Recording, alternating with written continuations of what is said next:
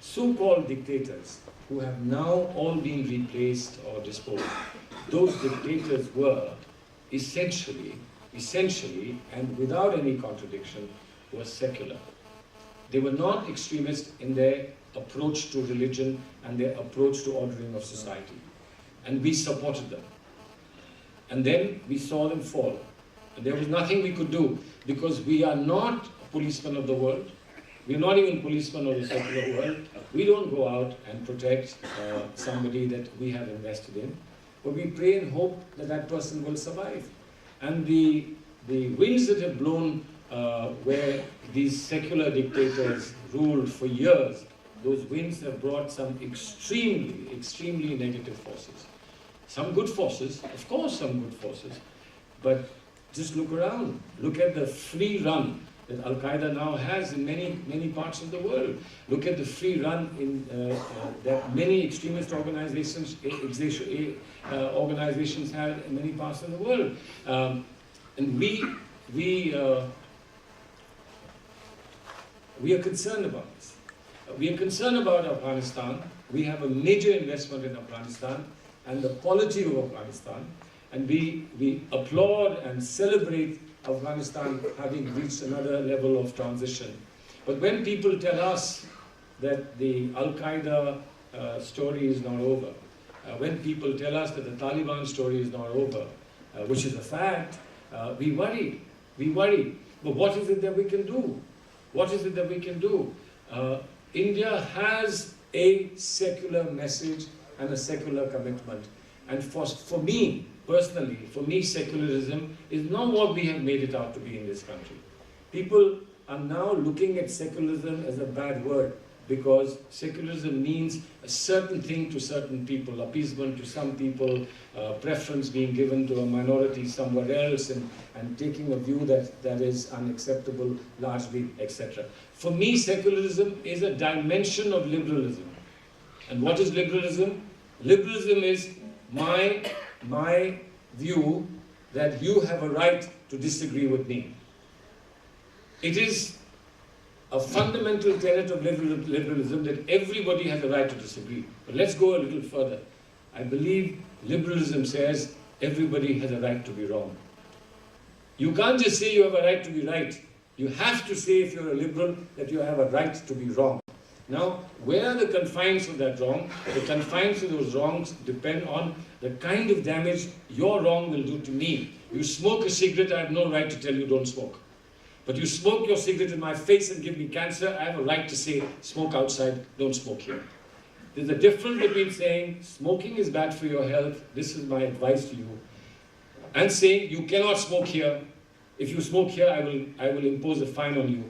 And saying, please can you smoke outside, because your smoking is affecting me. I'm doing passive smoking, and that you shouldn't do.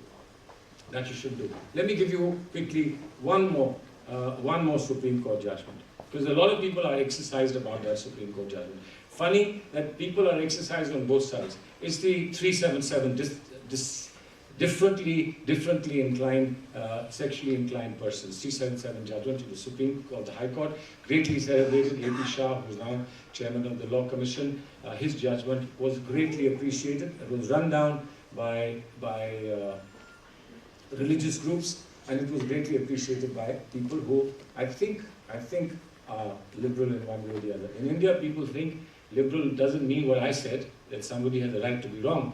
In India, people think liberal means somebody who behaves in a manner in which you don't behave. And you don't like that they behave in that manner. He's too liberal, too liberated, etc. That's not what liberal is. Liberal is when you believe passionately that somebody has a right to be different from you. And this is what I believe the High Court had done. You know what the High Court had done was, for the first time after years, an Indian court was saying every individual has a right to live the way they please. Society has no right to tell that individual how to live, whether it's eating habits, it's religious habits, it's educational habits, or it's sexual habits. An individual has a right to be what they are. You have no right to dictate to that individual. Now, of course, the Supreme Court didn't pick this up. The Supreme Court overturned it. The judges are upset that ministers have been critical of the Supreme Court. I think that the Supreme Court was also right The Supreme Court only said, don't ask us to change the law. This is a written law. This is a legislation. Please ask Parliament to change it. Why are you coming to us? Parliament must change it. Now, of course, the Supreme Court does quite often not wait for Parliament to change. But in this case, the Supreme Court said, no, let Parliament change it. Don't ask us to do it, let Parliament change it. So I don't think the Supreme Court actually took up the larger visionary question that Justice A.P. Shah had given. But what did he say? What did he say? You have a right to live your life the way you please. Now, it's very good as a statement. But why were the religious groups against it? Why were the religious groups opposing that judgment of the High Court? Religious groups have been asking India for all these years to be given a right to live as they please. Somebody wants personal law, the Parsis, the Muslims, the Christians want a personal law, the Hindus wanted to keep their personal laws, but it was the Hindu leaders who said, no, we must change personal law. So personal law was changed, the Hindu Code Bill came, and you know the tensions that there were in our society at that time, but at least a major advancement was made consensually in this country when the Hindu Code Bill was legislated. But essentially, the principle of saying an individual should be allowed to live his or her life the way he or she pleases is a principle that was given for the first time by the Delhi High Court. But this wasn't picked up by the Supreme Court. And for the first time, categorically, the Indian Supreme Court saying you cannot punish a person for his thoughts, you cannot confine a person for his thoughts, came when the Supreme Court decided the Vinayak Sen case. Now, this is India. This is India. And this is the India that we must project abroad. In addition to Kathakali and Bharatnatyam and Sufi ghazals and Bollywood films, Dhoom 3 and Three Idiots, all that makes an enormous impact on the world. The fact that we give to Africa and to Asia and to developing countries lines of credit, and we say we want you to develop, and here's money for it. And we are in partnership with you. We don't go to Africa to exploit. We don't set up ATMs. Let's draw money. Let's draw valuable assets and run back to India. No, we say we come here, and we come here to be rooted because Indians have been rooted in Africa for as long as we can remember. There's a new wave of Indians going there who are professionals, who are businessmen, who are entrepreneurs, and who are actually finding that they already have Indian roots which they can nurture and which they can strengthen. That's not the way China goes there. That's not the way Europe goes there. That's not the way many other countries go there. And when I talk to African presidents, they say, you know, we need the money that comes from these big economies, including China. But when you spend less than what they spend, we know that you are here as part of the family. And the president who was talking to me then pointed to something that was on the table and said, do you know what that is? And I said, yeah, I know, it's a samosa, it's an Indian samosa. He said, that's where you're wrong. This is not an Indian samosa, this is an African samosa. This is, and that's, he said, take this back as a message that we are today, we have something common which is represented by this samosa. You'll never hear me say this about an American steak or a Chinese noodle. You'll never hear me say that. We eat it, we enjoy it, but I will not say what I've said about the samosa. The samosa has lost its identity. Is it Indian? Is it African? It's one. It's Indo-African samosa. And that's what that's the message that we have to take. But you know, it must have taste. The message that we take must have taste. When I go to the world and I say that India is a country that honestly believes in pacifism, India is a country that is truly wedded to Mahatma Gandhi, India is a country that has an ethos that goes back millennia, that has an ethos of non-violence, then they ask me, perhaps in a whisper, they ask me, will you tell me what's happening in Gujarat? Will you tell me what's happening in Muzaffarnagar? Will you tell me what happened in such and such place? Will you tell me what happened on the dark night of 16th of December in Delhi? Can you please tell me what's going on in India? And the only answer, of course, I have is that in a hugely pluralistic society, with so many people, some things will go wrong. But when some things go wrong in India, it doesn't mean all of India has gone wrong. A lot of India is normal, it's fine.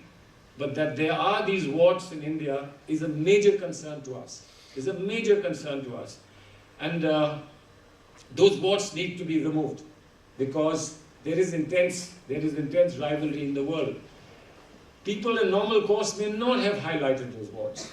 But when India is resurgent, when India is emerging, when India is now at the high table in the world at G20, now when India is being spoken of as a permanent member of the Security Council of the United Nations, when India is the largest contributor of peace personnel under the United Nations Blue Banner, when India is today seen as a fast-growing economy, and no longer can say to you as the second fastest or third fastest growing economy, but it is a fast-growing economy, and we are confident that over the months we will be back to the 6 and 7% growth path.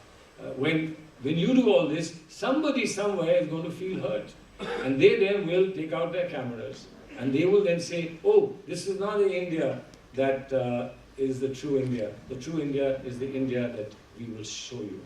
And what is the biggest question? The biggest question that we tell the world is that we are corrupt.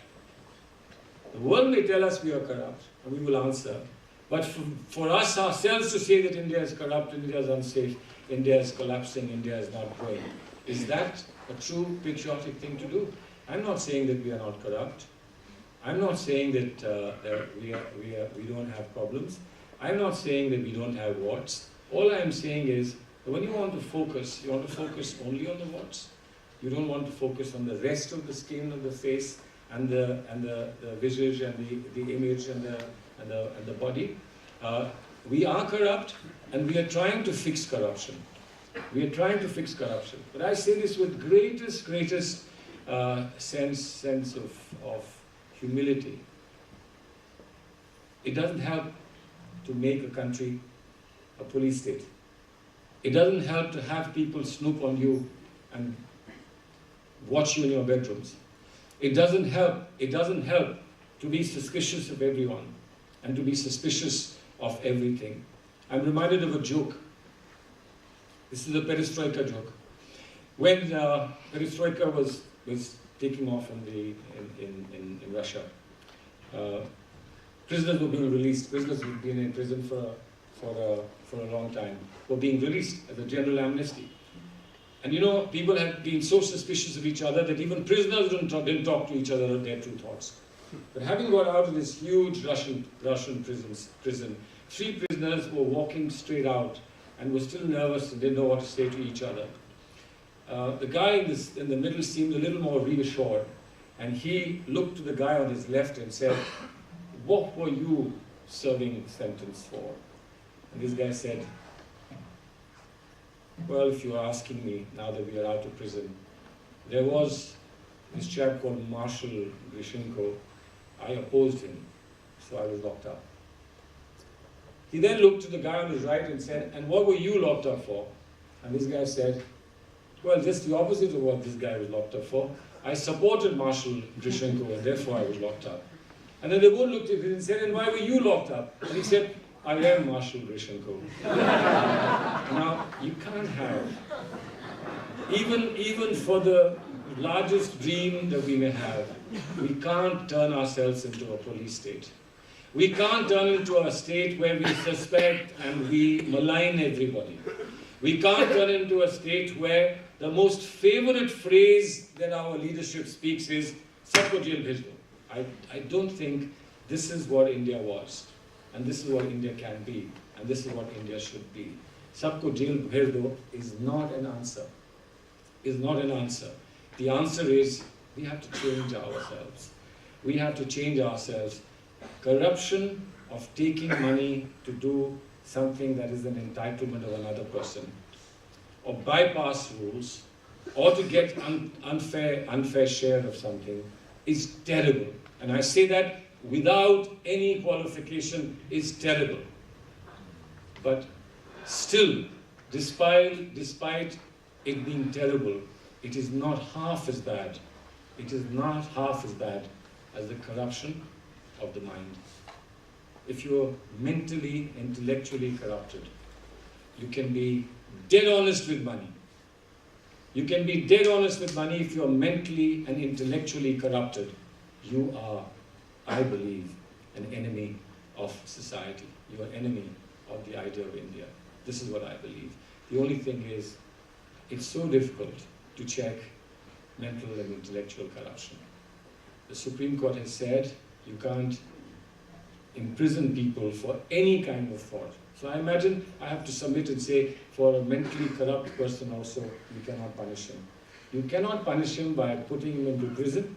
You cannot punish him by flogging him. You cannot punish him by fining him. But what you can do is to have social approbation.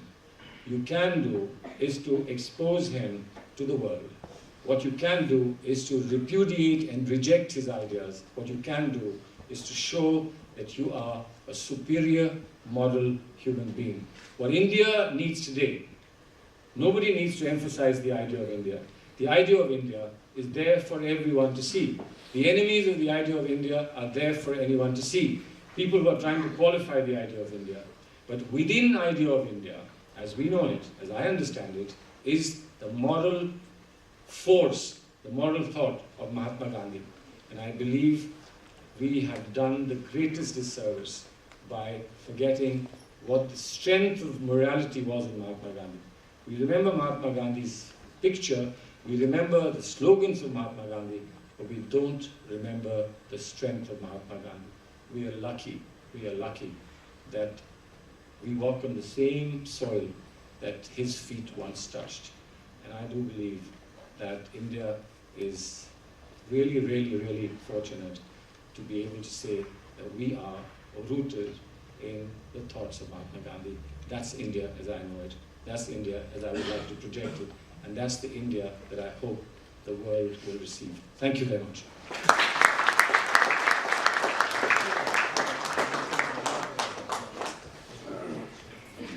Just ask. It's your time. Maru. Quick question, sir. The gentleman there in the suit, just identify yourself, please.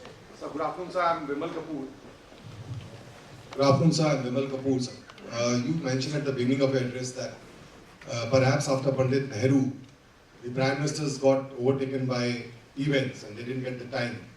So I just want to say, or perhaps want your views on that, as to why don't the Prime Ministers or the Government of India have experts from various fields, like environment, like law and order, like infrastructure.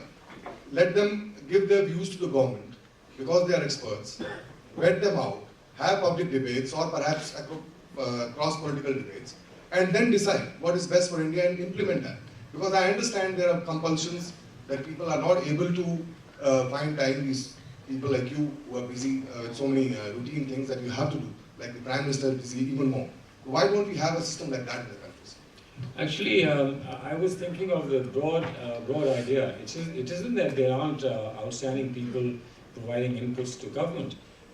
In our time, in the recent government, Congress President, for instance, felt that institutionalizing inputs from civil society would be very important as an additional dimension of good governance, and therefore the NAC was set up and some very outstanding minds were put in the NAC.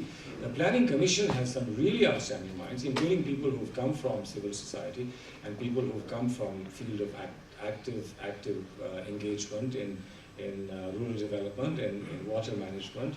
There are some outstanding people, and there are consultants and people who are providing inputs into ministries as well. There is now in recent times more effort to engage with civil society, reach out to civil society, and also from informal fora, etc. We keep getting inputs. For instance, in my ministry, we get inputs from IDSA and from ICWA, and indeed many other private-public partnership groups that give us inputs. The Delhi Policy Group, for instance, is one that provides us inputs, and others do provide us inputs. But you know, I can tell you my experience is that inputs come and just lie there, because you know, somebody is saying that there's a problem in the United States of America. Somebody is saying that there's a group that's trying to shut down curriculum 1 and 2. There's somebody else is saying that the Russians are demobilizing because you're not giving them an answer. Somebody else is saying that, you know, our soldiers